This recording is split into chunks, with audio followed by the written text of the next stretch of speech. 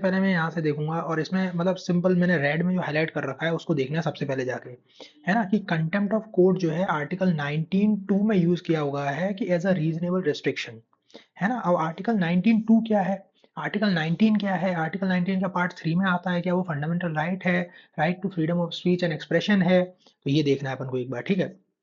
Second thing, इसमें article 129 और article 215 with respect to supreme court and high court दे रखा है, जिसमें आपका कोर्ट ऑफ रिकॉर्ड बोलते हैं, जिसमें इन दोनों कोर्ट्स को, उसमें ही मेंशन किया होता है कि आप जो है, एक तो कोर्ट ऑफ रिकॉर्ड हो गया और ऊपर से आप दूसरी चीज होती है इसमें कि कंटेम्प्ट ऑफ कोर्ट भी होता है, ठीक है। अब ये दो चीजें हो गई। अब इसमें ना इन दोनों आर्टिकल्स में ब्रीफली मेंशन किया हुआ है कि कंटेम्प्ट ऑफ कोर्ट होगा, है ना, पर ये नहीं बता रखा कि कंटेम्प्ट ऑफ कोर्ट होगा क्या, कितने मतलब टाइप का होगा, क्या उसकी डेफिनेशन होगी। तो उसका जो इलेबोरेटिव एक्सप्लेनेशन है, वो पार्लियामेंट ने जब एक एक्ट पास किया, the contempt of court act 1971, उसमें मेंशन किया हुआ है बिल्कुल एकदम डिटेल में कि भाई सिविल कंटेम्प्ट क्या होगा, क्रिमिनल कंटेम्प्ट क्या होगा, उसको ब्रीफली और मतलब इलेबोरेट तरीके से बता रखा है कि भाई ये इसका मतलब है, ठीक है। बस इतना अपन ने देख लिया।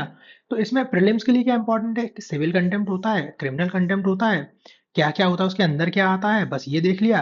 फिर उसके बाद मेंस के लिए क्या इंपॉर्टेंट है, मेंस के लिए हमारे लिए देखो, आपने देखा है कि वैल्यू एडिशन अगर आपको करना है, तो जितनी भी आपकी जजमेंट्स हैं, इंपॉर्टेंट जजमेंट्स, अब जैसे इसमें 3 जजमेंट्स मेंशन कर रखी हैं, तो उन तीनों जजमेंट्स को अपने नोट्स में डाल लो, कंटेम्प्ट ऑफ कोर्ट की हेडिंग बनाओ, उसमें 3 जजमेंट्स को डाल लो, उसमें 3 आर्टिकल्स को डाल लो, इसका मीनिंग डाल लो, और बस आपका काम सॉर्टेड हो गया। यही है इसी आर्टिकल को अपन देखना है, ठीक है। अब इसमें देख लेते हैं प्रीलिम्स में जो है, इसमें 2022 में क्वेश्चन पूछ रखा है, उसको कैसे सॉल्व करेंगे, है ना। ठीक है, आ जाए। तो इसमें दे रखा है कि एक एच एन सान्याल की रिपोर्ट की कमिटी थी, कमिटी की रिपोर्ट के बेसिस पे ये एक्ट पास हुआ था, मुझे नहीं पता, ठीक है भाई, मुझे नहीं आता। फिर इसमें तीसरा स्टेटमेंट अपन पढ़ेंगे, the constitution of India defines civil contempt and criminal contempt. अगर कॉन्स्टिट्यूशन ऑफ इंडिया डिफाइन कर चुका होता या हो गया होता, तो इस एक्ट की जरूरत ही नहीं पड़ती, क्यों ये कमेटी बनती, और क्यों ये मतलब इतना इसमें इतना डेलिब्रेशन क्यों होता। अगर सबको पता ही है कि कंटेम्प्ट ऑफ कोर्ट क्या है, सिविल क्या है, क्रिमिनल क्या है, कॉन्स्टिट्यूशन में बता दिया, तो फिर चलने को क्या दिक्कत है ना। अगर ये चीज नहीं होती, या ये चीज होती, तभी तो अपन को उसकी जरूरत पड़ी। 1 और 3 are contradictory to each other, है ना। तो जहां 1 और 3 दिए उनको स्ट्राइक डाउन कर दो, या फिर तीसरे को तो हटा ही दो।